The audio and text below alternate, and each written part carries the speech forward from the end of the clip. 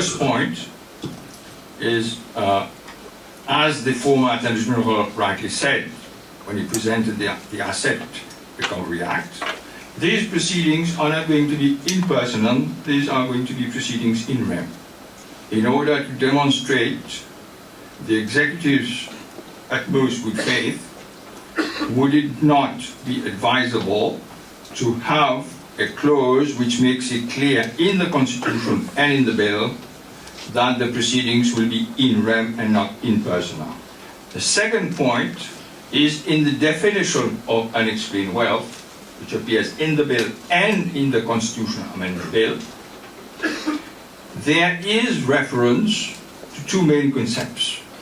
One is the disproportionality between emoluments and, on the other hand, income.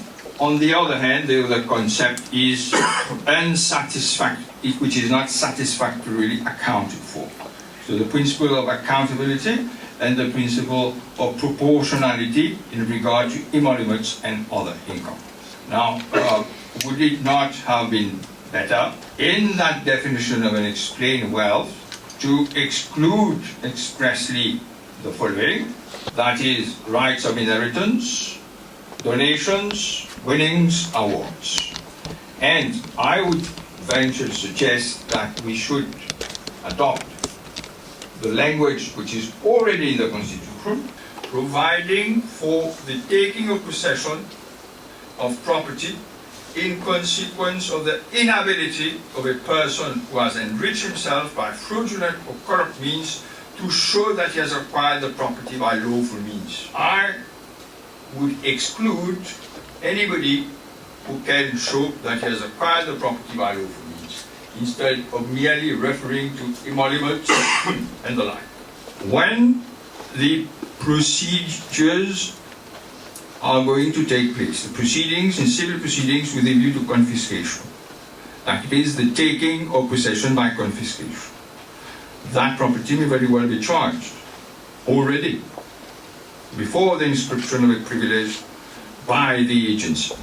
So what about the property rights which are protected in the Constitution, which third parties already hold as inscribed creditors on the property, which may be the subject matter of a confiscation order? This is an issue which has not been addressed at all. So that tomorrow you might very well have an inscribed creditor who holds a property right on the property and whose interests have not been addressed at all. Only this morning I was talking to a South African national. That South African national wants to be a tax resident in Mauritius. He's not asking for nationality. That South African national wants to buy a property in Mauritius under the new scheme, the property scheme that has been devised by the new government, or the old IRS and RES scheme that still exists. And he becomes a permanent resident through the Board of Investment. And then what happens? He becomes a tax resident also, because he has emigrated from South Africa as a tax resident. But this man, who will be a tax resident in Mauritius and also a permanent resident of Mauritius, this law shall not apply to him. That does not make sense. Now, if you want to call yourself a clean jurisdiction, you don't say, well, I will discriminate between a foreigner and a Mauritian citizen. In my humble view, the Honourable Minister has gone to a lot of institutions, countries, and said that we have to be a clean jurisdiction and government is doing a job in cleaning the jurisdiction. Fair enough. But maybe we should have a caveat there. Not when it comes to foreigners. They can come dirty. What I always tell Shakil is, why did you guys not do it in the last 10 years? You had the opportunity to do so. You know, when you look at the UK, the director of the SFO is appointed by the Home Secretary. When you look at the Chief Justice in Mauritius, how is the Chief Justice appointed? I just asked Antoine 2 minutes ago, and he explained to me that it is by the President of the Republic after advice has been received by the Prime Minister. There's even no consultation with the leader of opposition. In this law, we are saying the President will appoint under the recommendation of the Prime Minister after consultation with the leader of opposition. It's even more strenuous than appointing a Chief Justice. A system has developed in Mauritius over a period of time where you have so many laws not only this law, but so many laws, which basically says that, you know, the minister will appoint, the prime minister appoints, or the leader of opposition has to be consulted, and so on and so forth. But this is, if we have to look at that, we have to revamp the whole system and come up with a new system. And so many laws, and just imagine how many laws will have to be amended in relation to that particular issue if we were to do that. Now you talk of malpractices, and you have mentioned various types of malpractices.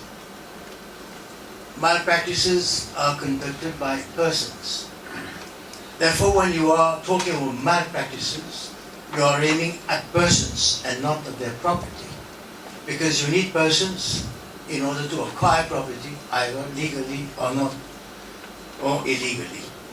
Now, those malpractices you have mentioned are already taken care of by the Dangerous Goods Act, which permit confiscation, and of course, all done lawfully and where the executive does not intervene. The FIAMLA, Financial Intelligence and Money Laundering Act.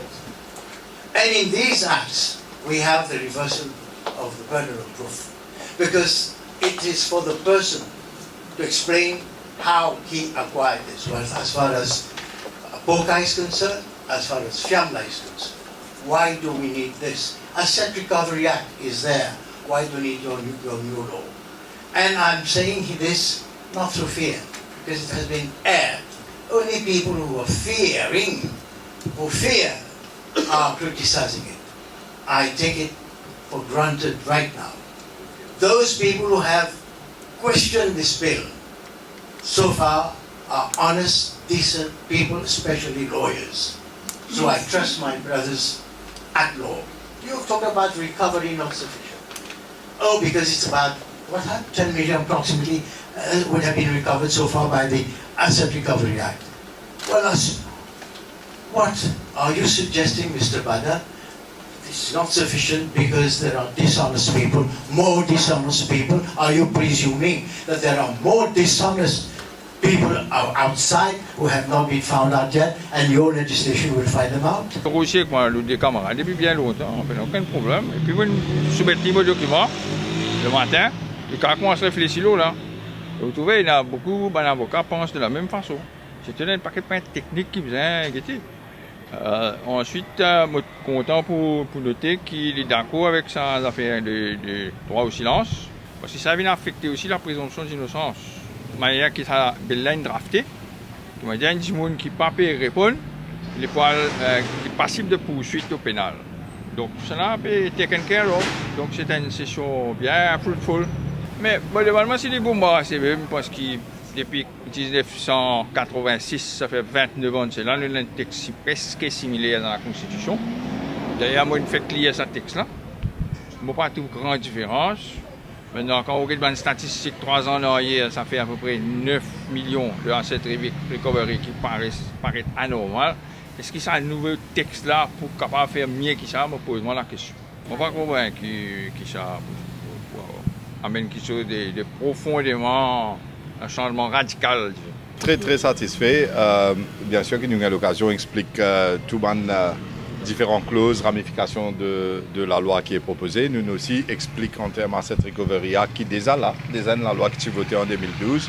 Que beaucoup de choses qui me demandaient de mentionner comment effet rétroactif dans cette recovery act, il est déjà rétroactif pour 10 ans. Et c'est parce que le DPP, qui est Enforcement Authority pour cette recovery act, réalisé que ça pas super marché, qu'il a fait cet amendement-là pour mettre les rétroactifs 10 ans.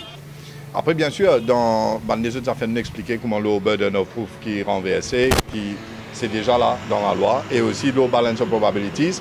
Après, nous démarquons bien qui était une action civile et qui était une action criminelle. Parce que tout ce qui est causé, le droit au silence, la présomption d'innocence, n'est pas applicable dans un cas civil, comment ça la loi peut faire. Après, bien sûr, nous avons l'occasion d'expliquer qui fait le gouvernement penser, aujourd'hui, que la société mauricienne est business à la loi là. Parce que quand nous arrivons dans une situation que si nous laissons les affaires évoluer comme on peut évoluer, mais ça fossé grandissant qui est là entre ce qu'on appelle Bandimoun au bas de l'échelle, Bandimoun qui dans sa braquette middle class dans Maurice, et ben les autres du monde qui peut faire des affaires qui pas correctes, qui dans leurs ans qui pas qu'à expliquer que ils gagné, puis à l'acheter ban property, puis à l'acheter tout ça des affaires là, mais vous créez grandit ça fossé là.